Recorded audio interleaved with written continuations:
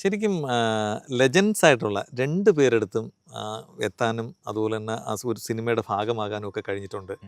ഇതിൽ രഞ്ജിത്തിൻ്റെ കാഴ്ചപ്പാടിൽ ഇതിൽ ആരാണ് രഞ്ജിത്തിന് ഏറ്റവും അതായത് രഞ്ജിത്തിന് എനിക്ക് ഒരാളെ പറയാവേ, 2 പേരെ കൂടെ പറയല്ലേ? ഡിപ്ലോമാറ്റിക് ആയിട്ടുള്ള മറുപടി വേണ്ട എന്നാണ് അർത്ഥമല്ലേ? അതായത് ചോദ്യം മമ്മൂട്ടിയോ മോഹൻലാലോ അതല്ലേ ചോദ്യം? മമ്മൂട്ടി തീർച്ചയായിട്ടും ഒറ്റ ആൻസറേ ഉള്ളൂ. കാരണം എന്ന് വെച്ചാൽ അപ്പം വിചാരിക്കുന്ന മോഹൻലാൽ മോശമാണെന്നല്ല, രണ്ടും ചോദിച്ചു കഴിഞ്ഞാൽ എനിക്ക് തൂക്കി കഴിഞ്ഞാൽ വെയിറ്റ് കൂടുതൽ മമ്മൂട്ടി എന്നേ ഉള്ളൂ. കാരണം എനിക്ക് അദ്ദേഹത്തിൽ നിന്ന് ഒരുപാട് പഠിക്കാനുണ്ട്.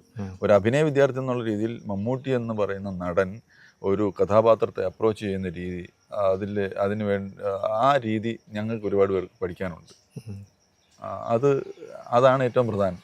കാരണം അദ്ദേഹത്തിൻ്റെ ഒരു 10 കഥാപാത്രങ്ങളുടെ ഫോട്ടോഗ്രാഫ് എടുത്ത് വെച്ച് നോക്കിക്കഴിഞ്ഞാൽ 10 നമുക്ക് പറയാൻ പറ്റും ഇത് ഇന്ന സിനിമ ഇന്ന സിനിമ ഇന്ന സിനിമ ആണ്. ഒരു പക്ഷേ മോഹൻലാലിൻ്റെ ഒരു 10 സിനിമയുടെ ഫോട്ടോഗ്രാഫ്സ് എടുത്ത് വെച്ചിട്ട് ക്യാരക്ടർ ഫോട്ടോസ് എടുത്ത് നോക്കിയിട്ട് ചിലപ്പോൾ ഇത് 6-ാം തമ്പുരാനാണോ ദേവാസുരമാണോ നരസിംഹമാണോ ചിലപ്പോൾ ഒരു ഡൗട്ട് വന്നേക്കാം, ചിലപ്പോൾ ഒരു നേരിയ ഡൗട്ട് ചിലപ്പോൾ. അഭിനയത്തിൽ ഇതെല്ലാം അദ്ദേഹം കവർ ചെയ്യും, അത് വേറെ കാര്യം. ചെറിയ ഡൗട്ട് വന്നേക്കാം. പക്ഷേ അതിനുശേഷം അതിന് താഴോട്ട് മറ്റുള്ള നടന്മാരുടെ ഫോട്ടോ എടുത്ത് നോക്കിക്കഴിഞ്ഞാൽ നമുക്ക് ആരുടെയും കൃത്യമായിട്ട് പറയാൻ പറ്റും ഇത് ഏത് സിനിമയാണെന്ന് കൺഫ്യൂഷൻ ആവും.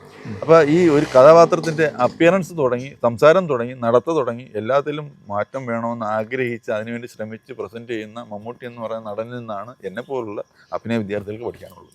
സോ മമ്മൂട്ടി. ഓക്കെ, ശരിക്കും എങ്ങനെ ആയിരിക്കണം ഒരു അഭിനയത്തിലേക്ക് വരുന്ന നമുക്ക് ഒരു ക്യാരക്ടർ ആകണം? അങ്ങനെയാണെങ്കിൽ എങ്ങനെ ആയിരിക്കണം? ഒരു അഭിനയിക്കാൻ ആഗ്രഹിക്കുന്ന ആളിന് ഏറ്റവും ആദ്യം വേണ്ടത് ജിമ്മിൽ പോകോ അല്ലെങ്കിൽ ബ്യൂട്ടി പാർലറിൽ പോകോ അല്ല, നല്ല വായനാശീലം ഉണ്ടായിരിക്കണം. ഒരുപാട് ഫിക്ഷൻസ് വായിക്കുക, നല്ല വായനാശീലം ഉണ്ടാകുക, അതിലൂടെ ഭാവന ഉണ്ടാകുക, അയാളുടെ ചിന്തകൾ വളരുക. ഉദാഹരണത്തിന് ഞാൻ പറയാം, ഞാൻ ഈ പദയാത്രയിൽ അഭിനയിച്ചുകൊണ്ടിരിക്കുമ്പോൾ മമ്മൂക്കയെടുത്ത് ഞാൻ മമ്മൂക്ക എന്ന് വിളിക്കാറില്ല, മമ്മൂട്ടി സാറെന്നാണ് വിളിക്കാറുള്ളത്. കാരണം എനിക്ക് അങ്ങനെ വിളിക്കാൻ പറ്റുള്ളൂ, അത്രയ്ക്ക് റെസ്പെക്ട് ഞാൻ അദ്ദേഹത്തിന് കൊടുക്കുന്നു. അദ്ദേഹത്തിന് മെസ്സേജ് അയക്കുമ്പോൾ പോലും സർ എന്ന് പറഞ്ഞിട്ട് ഞാൻ മെസ്സേജ് അയക്കാറുള്ളൂ, എല്ലാവരും മമ്മൂക്ക എന്ന് വിളിക്കുമ്പോൾ. അപ്പോൾ ആ ഒരു സ്വാതന്ത്ര്യം ഇതുവരെ ഞാൻ എടുത്തു തുടങ്ങിയില്ല. അപ്പം അദ്ദേഹത്തിന് സർ ഒന്ന് ഫ്രീ ആകുമ്പോഴത്തേക്ക് എൻ്റെ ഒരു ചോദ്യത്തിന് ഉത്തരം തരണം.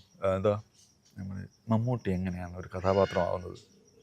അത് പറഞ്ഞു തന്നാൽ പിന്നെ തനിക്കെന്താ പണി? എൻ്റെ അടുത്ത് ആദ്യം ചോദിച്ചു. അപ്പം ഞാൻ അങ്ങനെയൊന്ന് ഒന്നുമില്ലടൂ, അത് നമ്മുടെ ചിന്തയാണ്. നമ്മുടെ ഒരു ക്യാരക്ടർ ആവാൻ നമ്മളതിനെക്കുറിച്ച് ചിന്തിക്കുകയാണെന്നുണ്ട്. നമ്മുടെ ഒരു ബ്രില്യൻസ് ആക്ടേഴ്സിനെ നമ്മൾ 4 കാറ്റഗറി ആയിട്ട് ഡിസൈൻ ചെയ്യാറുണ്ട് ഇംഗ്ലീഷിൽ.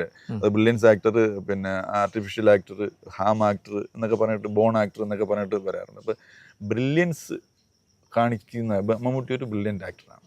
അദ്ദേഹം അഭിനയത്തിൽ ബ്രില്യൻസ് കാണിക്കുന്നുണ്ട്. മോഹൻലാൽ ഒരു ബോൺ ആക്ടറാണ്. അദ്ദേഹത്തിന് വലിയ ബ്രില്യൻസ് ഒന്നും കാണിക്കേണ്ട കാര്യമില്ല. അദ്ദേഹം എങ്ങനെ കിടന്നാലും ഒരു ക്യാരക്ടറിലേക്ക് അങ്ങ് വീഴും. ഇദ്ദേഹത്തിൻ്റെ ഒരു ബ്രില്യൻസിലൂടെയാണ് ആ ക്യാരക്ടറിലേക്ക് എത്തുന്നത്, അത്ര തന്നെ. അപ്പോൾ അതുകൊണ്ടാണ് ഞാൻ പറയുന്നത്, ഒരാൾ നടനായി ജനിച്ചയാൾ മോഹൻലാൽ, ഒരാൾ നടനാവാൻ വേണ്ടി ജനിച്ചയാൾ മമ്മൂട്ടി. അതാണ് ആ വ്യത്യാസം. അപ്പോൾ ഈ കഥാപാത്രത്തെ നമ്മുടെ ചിന്തകളാണ്. ആ ചിന്ത നമുക്ക് നന്നാവണമെങ്കിൽ നമ്മൾ അതിനെക്കുറിച്ചൊരു ധാരണ നമുക്ക് ഉണ്ടാവണം. ഇപ്പോൾ ഒരു രാജാവെന്ന് പറയും, നിങ്ങളൊരു രാജാവാണെന്ന് പറയുമ്പോൾ നമ്മുടെ ബോഡി ലാംഗ്വേജ് നമുക്കൊരു ചെറിയ മാറ്റം ഉണ്ടാകും. നമ്മളൊന്ന് നിവരും. രാജാവെന്ന് പറയുമ്പോൾ അയ്യോ എന്ന് നിൽക്കത്തില്ല. അപ്പോൾ നിങ്ങൾ അതേസമയം ഒരു ഭിക്ഷക്കാരനാണെന്ന് പറയാൻ സ്വാഭാവികമായിട്ടും അല്ല അയ്യ വല്ല നമ്മുടെ ബോഡി ലാംഗ്വേജ് നമുക്ക് വ്യത്യാസം വരില്ലേ? ആ വ്യത്യാസം നമുക്ക് ഫീൽ ചെയ്യണമെങ്കിൽ നമുക്ക് അതിനെക്കുറിച്ച് ഒരു ആവറേജ് ധാരണ ഉണ്ടാവണം. നമുക്കൊരു സാമൂഹ്യ ചുറ്റുപാടുകളെക്കുറിച്ചും സമൂഹത്തിൽ നടക്കുന്ന കാര്യങ്ങളെക്കുറിച്ചും ഓരോ വ്യക്തികളെ ഈ കാഴ്ചപ്പാടുകളും ഒക്കെ ഉണ്ടാവണം. അപ്പം നല്ല ചിന്ത ഉണ്ടാവണം. ആ ചിന്തകളിലൂടെയാണ് ഒരു കഥാപാത്രത്തിലേക്ക് നമ്മൾ ഇറങ്ങാൻ പറ്റുള്ളൂ. Thank you. ശരിക്കും രഞ്ജിത്തിൻ്റെ കൂടെയുള്ള ഈ ഒരു സംഭാഷണം ഇവിടെ തീരുന്നില്ല. നമുക്ക് വീണ്ടും കാണാം അടുത്ത ഒരു പാർട്ടുമായിട്ട്.